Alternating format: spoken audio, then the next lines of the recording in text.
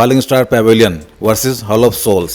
ये वाला युद्ध होता दिखाई दे रहा है हमें अभी के बैटल थ्रू द हेवंस के आने वाले एपिसोड्स के प्रीव्यूज में। इस बार हॉल ऑफ सोल्स के चीफ ने अब तक की सबसे पावरफुल टीम भेजी है इस मिशन के लिए, लेकिन ये मिशन है क्या? इस बार हॉल ऑफ सोल्स का मिशन है मास्टर याओ लाओ और मास्टर के डिसाइपल सावियान को पकड़ के हॉल ऑफ सोल्स लेके आओ और फॉलिंग स्टार पैवेलियन को तबाह करके बाकी सभी फ्रैक्शंस को जो भी हॉल ऑफ सोल्स के खिलाफ होने की सोच रहे हैं उनको ये बताने कि हॉल ऑफ सोल्स से पंगा लेने की सोचना भी मत, नहीं तो सबका हाल ऐसा ही होगा जैसा फॉलिंग स्टार पैवेलियन का हुआ है। तो इस टीम के लिए हॉल ऑफ सोल्स ने कितनी पावरफुल टीम भेजी है, चलो देखते हैं। 8th तियानजुन जो 9 स्टार डोजुन है, 9th तियानजुन जो 8 स्टार डोजुन है, लेकिन कुछ लोग उसको पीक 7 स्टार डोजुन भी मानते हैं, लेकिन नोवेल और मानवा दोनों में ही ये 8 स्टार डोजुन ही है। ब्लैक तियानजुन ये 6 स्टार डोजुन है। व्हाइट तियानजुन ये भी 6 स्टार डोजुन ही है। झाइजिंग वैसे तो ये भी एक तियानजुन ही है और इसकी पावर पीक 5 स्टार डोजुन लेवल पे है। इनसे अलग 7 और डोजुन भी हैं जिनके पावर 1 स्टार से 3 स्टार तक है। इन सबसे अलग बहुत सारे डोजोंग भी आए हैं हॉल ऑफ सोल्स की इस टीम में। ये तो होगी हॉल ऑफ सोल्स की टीम की पावर। अब देखते हैं इनको काउंटर करने के लिए फॉलिंग स्टार पैवेलियन के पास कितनी पावर है।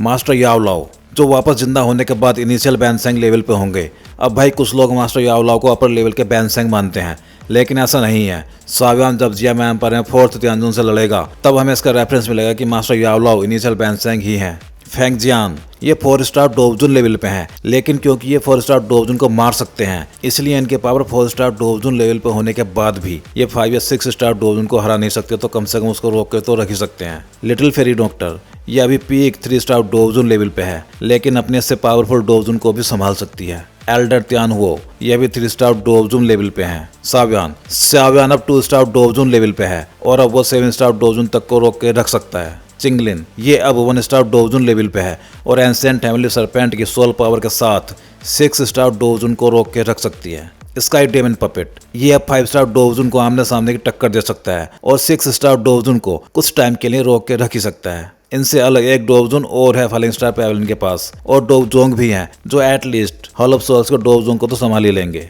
अब देखते हैं इस फाइट में हेड टू हेड कौन किससे लड़ेगा और कौन किस पे भारी पड़ेगा। इस फाइट में ओल्ड घोस्ट झाइजिंग लड़ेगा सावियान से, और क्योंकि अब सावियान 2 स्टार डोजुन लेवल पे है इसलिए जब वो स्काई फायर 3 मिस्टीरियस चेंज को यूज करेगा तब वो 1 स्टार डोजुन तक पहुंच जाएगा। मतलब झाइजिंग की इस बार बैंड बजने वाली है और उसकी बैंड बज भी जाती है, क्योंकि झाइजिंग इस बार सावियान की न्यू टेक्निक मतलब उसकी न्यू तियान क्लास वाली technique the great heaven creation palm का पहला शिकार बनेगा और मारा जाएगा। मतलब इस फाइट में सावियान भारी पड़ेगा झाइजिंग पे। ब्लैक तियानजुन से भिड़ेगा स्काई डेमन पपेट जो उसको मास्टर के जिंदा होने तक तो रोक ही लेगा। मतलब इन दोनों में ब्लैक तियानजुन ही भारी पड़ेगा स्काई डेमन पपेट पे। अगर ये लड़ाई ज्यादा लंबी चलती है तो व्हाइट तियानजुन को रोकेगी चिंगलिन। अब क्योंकि चिंगलिन अभी सिर्फ 1 स्टार डोजुन ही है और वो इस लड़ाई में एंशिएंट हेवनली सरपेंट की पावर से लड़ेगी, तो वो भी बस व्हाइट तियानजुन को उलझाकर ही रख पाएगी, उसका कुछ बिगाड़ नहीं पाएगी। और क्योंकि व्हाइट तियानजुन चिंगलिन को जिंदा पकड़ने की कोशिश ही करेगा इसलिए इस लड़ाई में उसकी पावर भी ज्यादा ही है चिंगलिन से, और वो भारी भी पड़ेगा चिंगलिन पे। अब बच्चे लिटिल फेरी डॉक्टर, त्यान हुओ, फेंग जियान तो ये तीनों मिलके बाकी 7 डोजुन को संभालेंगे और ये 3 वर्सेस 7 फाइट इवन ही रहेगी। बाकी फॉलिंग स्टार पैवेलियन के डोजोंग या डोजुन हॉल ऑफ सोल्स के बाकी बचे हुए डोजोंग की सेना को संभालेंगे।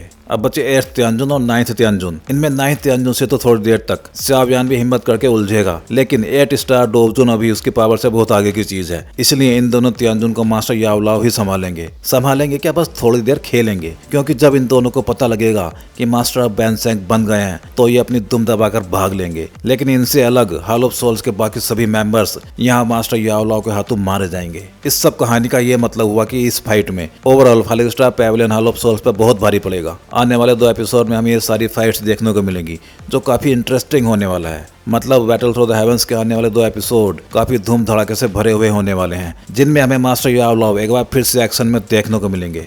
इस वीडियो के लिए अभी इतना ही, चलो मिलते हैं किसी और वीडियो में।